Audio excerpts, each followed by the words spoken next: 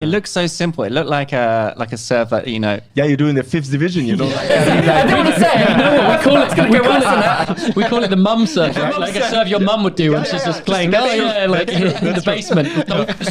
Yes, guys, we're here in Las Vegas at the US Smash, and today we've got an incredible guest on the TableTennisDaily podcast, former world number 1, Dimitrij Ovtcharov.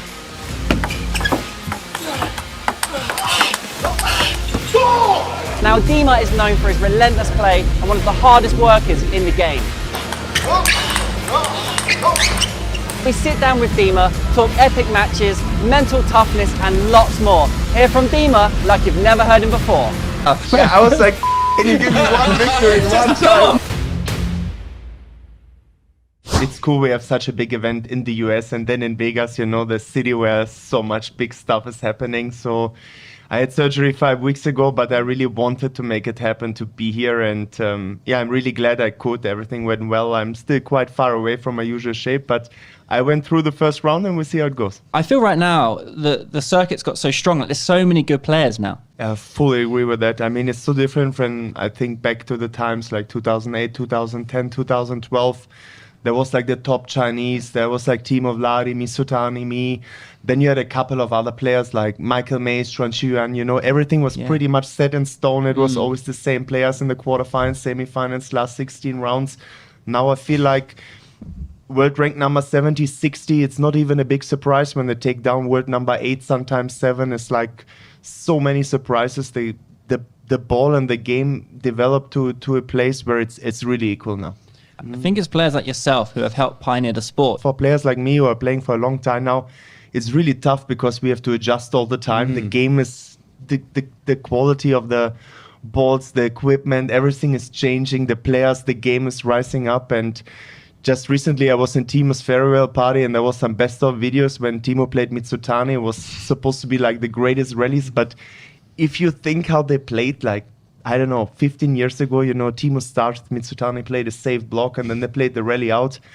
And now you see you start and then Felix and Brown just go straight every ball. Like, crazy. No safety, just on it all the time. 100%. Yeah, you know, there's this, like Vladi, he was, you know, the best passive player. He always controlled the ball, but there's no such thing anymore. It's like, it doesn't exist now, yeah.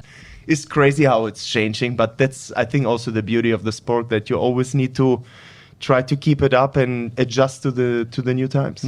You have absolutely iconic serves. I think your backhand, your tomahawks. Did you think in your mind, I want to have the best serves in the world? I want to be different. I think in 2008, the New York Times had my serve at the best inventions of the year. I think that was awesome. I honestly think there was better inventions, but that was still cool to be like named there. Right? Yeah, you got like the light bulb, computers, Dimitrij serve. It's great. But I always wanted to do something different. And honestly, you know, when I was like 12, 13, I had some coaches. They were saying, man, this. I mean, I wasn't a man, I was a boy, but they said like this service is Stone Age. You know, you can't grow to good quality player with backhand serve because it's outdated. And I don't know, I stick to it and I think I proved them better. I dread to think how much spin you got with it with the cello ball, because I actually tried to receive some of your serves before and it was a plastic ball and literally it felt like, I don't know, a bowling ball. Yeah, a bowling ball. I touched it, boom. Okay, try again. What? I'm like going up on it, it's just going down. What's going on?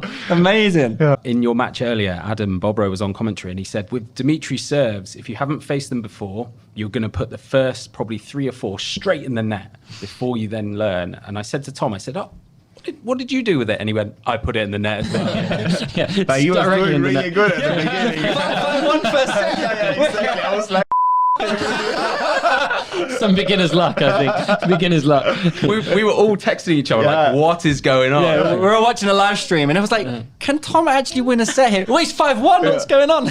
And I didn't drop a game in the season so far. I won all my matches and then it could have been my first defeat. But I got the turnaround. Yeah, it went downhill from there. But if I lose the first set, you never know, you know. Could have been the biggest sporting upset ever. Could have been a Netflix documentary. It would have been great. I mean, one thing I see with you is you work so hard. If I go into the training hall in Dusseldorf, you can hear you outside the door. To be honest, you look like the most trained, hardest athlete in table tennis. I think yourself and Harimoto. Maybe there's Marlon up, we don't see him as much, but you seem to put in so much effort. Do you think that is what it took to get you to the top? Yeah, I think I'm very determined. When I was young, many coaches told me my forehand doesn't have the best technique, my backhand doesn't have the best technique, my serve is outdated, you won't make it.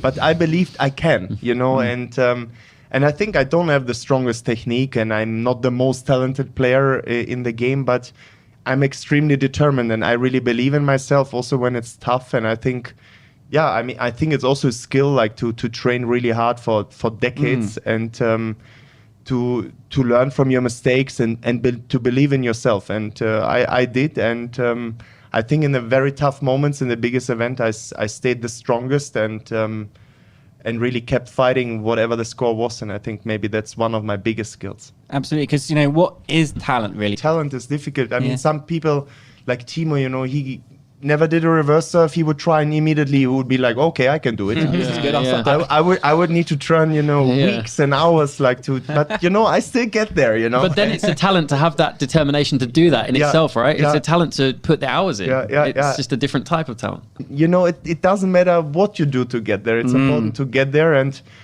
when you're at the table, then the game is extremely mental. And I think I grew up also with my dad teaching me that the mental part is extremely important, and I think I put as much time in that aspect of the game as much as I did on the table. That's interesting. What would you do, like mental work? I mean, especially when I was young, the pressure my dad put me on training, to focus, to play every point. He's always said, Dima, imagine it's the European Championships finals, it's 3-3, 9-9, play with that feeling. And he kept repeating and being on me all the time. It was like, I felt when I was young and went into cadet European Championships, it felt like I'm kind of on vacation, because the pressure I had from my dad in practice was much higher. Wow. And I think you really need to try to train and to imagine it's really important, point by point, and not talk about other things outside the training. Then you will have it a lot easier in the tournaments. When you beat Lin Yu for your second bronze, you started to really change up your serve with your backhand serve and just serve this little short empty serve, nothing serve. What was the thinking behind that, Glums? True. I played him. I think I won the first time I played him, and then I lost 3 consecutive matches against him, and he was just everywhere with his banana. He was out of the world, no one have done it was crazy, such quality. And then I played him in Qatar just a few months before the Olympics, and I was thinking, what can I do to disturb his game? And I started with a few of that service, and it worked well. So you had that in your mind already? I had that in my mind, and then I tried to do it with the Olympics, worked well. And like you say, sometimes something more simple can lead to success than something you do some crazy spinny service and he give you even more quality. It looks so simple. It looked like a serve that Yeah, you do in the 5th division, I don't want to say it. We call it the mum serve, right? Like a serve your mum would do when she's just playing. In the basement. But on the other hand, I mean, it's a nothing serve, but it's also not easy to do something aggressive and to keep it low as well. You can't just do nothing and it goes half long or long and they attack it. And especially it's hard to flick because it's so slow and so low. The mummy serve can work. fantastic. We were on YouTube earlier watching the match before that, the Ma Long. Yeah. You said this might be the best match. It was insane of all time. Ma Long against me, right? Every single rally was just ridiculous. It was just pure madness. And it was back and forth. And I mean, honestly, because this time was COVID, I was practicing for 18 months. You had so much time to think about your game, what to do, and I studied Ma Long during that time. I have a 0-20 score with him, but I felt I gonna make it this time in the Olympics. I really believed that, I really believed I gonna win Ma Long at that Olympic Games. And I think it's important to get at that stage mentally if you want to have a chance against the best player of all time. It was I had set balls in the first set also. It was really back and forth. When I think about that, I get the goosebumps. It was so I was in such zone. I felt like I couldn't realize anything what happens out of the game. It was just point by point by point, and to stay in it. I was such a good level, and mentally, physically, playing wise, was an experience to do it. Except I lost. Yeah, I think that as you mentioned already, Dima, Ma Long is the GOAT of the game. Everyone recognizes that, and you've put on one of the best matches ever against him. What do you think makes him so great then? I mean, he was so good so early. I mean, I think I played with him junior world championships in Chile or something like 2004. Like, Okay, that's crazy. kind of 100 years ago. And 2008 at the Olympics, when he didn't play, I think he was already number 2 in the worlds, but they selected more experienced players. And then like from 2009 to 10, he was constantly the best player, but didn't perform. Like, I mean, many people, younger players don't know. Like 2010, 11, 12, 13, 14, he missed all opportunities he got, even though he was outstanding. But he, over so many years, I can imagine, and I talked to him, how mentally tough that was, that Jike suddenly appeared and out of nothing he became world champion and took his spot in the London Olympics. So he missed 2008 and 2012, the Olympic Games. Yeah. But he kept fighting, you know. I think for 5-6 years he was mainly suffering. And then when he won in Shanghai 2015, I felt like something changed in him, and all the confidence he put into his extreme skill and determination, and then he was unbeatable for 5, 6, 7 years. It was crazy. But he has so much discipline, you know. He's the first in the hall, he's the last to go. He practiced the most of all. So he outtrained you? I think so. I think so. I think so. Yeah, it's not like he's very skilled and talented, but he puts so much time and thoughts. He's living table tennis like I think no one else, and he really, really loved the sport. So I was surprised he stopped. I felt like many people said he will stop, but I was surprised because he has such deep love to table tennis. I thought he would keep going, and he's still outstanding. So I was still surprised about that. Sure, yeah. It's like he almost retired. Yeah, I mean, you know, he played recently. I mean, phenomenal. You know, in the match against me and Truls, and I have the match ball against him, you know, first time, but he still don't want to lose. He's still thinking, like, I can't even do it here. Yeah, I was like, can you give me one victory one time? I think I had matched one in the second and third stage. Sure, it's best of 3 and it's not world ranking, but still I would have been happy to take it. But he was like eating the table. He's like, I'm not losing this record. And saying that he played Truls, you know, no, I don't want to lose. Yeah.